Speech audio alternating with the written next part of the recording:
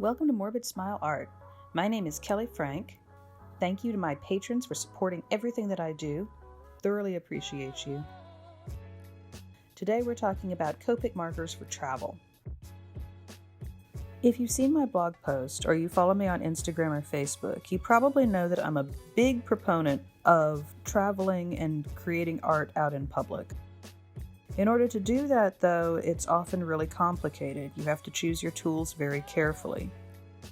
In this series, I'm going to help you figure out how to choose the right tools that are suitable for your art style, that'll work best while you're traveling, and to make the most of your time as you're creating art in public spaces.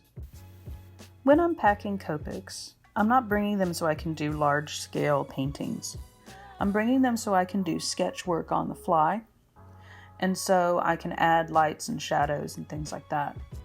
Usually when I'm traveling, I don't have time to do a huge, time-consuming piece.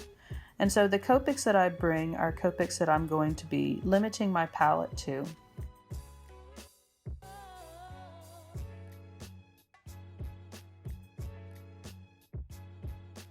Now the first one is YR31. This is light reddish yellow. I think that one's useful because it blends well with other types of yellows, but also with reds and browns. Lemon yellow works really well for this too. It's a bright pop. And then we have Putty, YG91. That one is nice because it is a pretty neutral color. It can work for shadows, but it can also work for any kind of dirt or mushrooms or things like that. Pistachio is a nice neutral green. It's good for fading in the background or adding a pop of color. And then acid green is when you really want something to look very bright. So bright spring leaves, green hair. I use that color for the Joker a lot.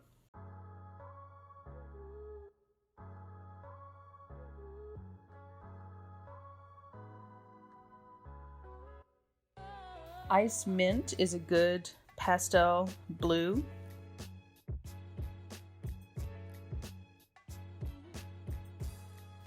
And then I use light grayish cobalt as a way of adding kind of a more sky color for more of a rainy day. Loquat. I think that one's pretty interesting because it's kind of a pumpkin color.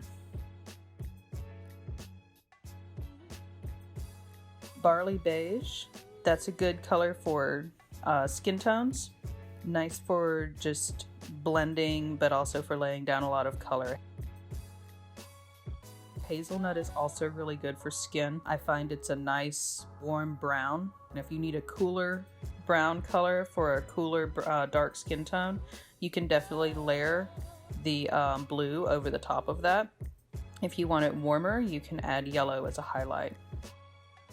Pinkish white is a good color for like fair skin, like a blush.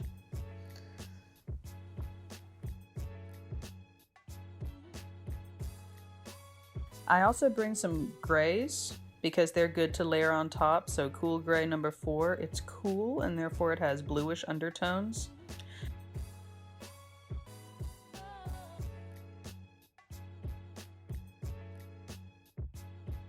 I bring N0, which is a neutral gray. Now, one of the reasons that's nice is because, again, like it's neutral, so if you layer this over any of the colors, it will add like a nice shadow effect, but it also doesn't go one way or the other. It can look warmer or cooler depending on what it's layered over.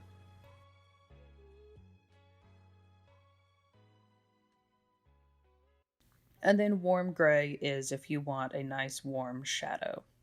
So I think these work really nicely together. You basically have different shadows for different purposes. So you get like a lot of nice variety with this. A lot of these are good for layering together. And they work really nicely if you need something just to sketch with when you travel. So thanks for watching. Go to my website, morbidsmile.com. I thoroughly appreciate any advice or input you can give. And if you want to see more videos like this, let me know. And if you want to see specific videos on specific topics, remember to support me on Patreon. I have more tutorials over there that are exclusive for patrons. Some of them are about Copics, watercolor, ink, fluid art, lots of other stuff. So go check it out. I'm adding all the time. Anyway, thank you for watching. Talk to you all later.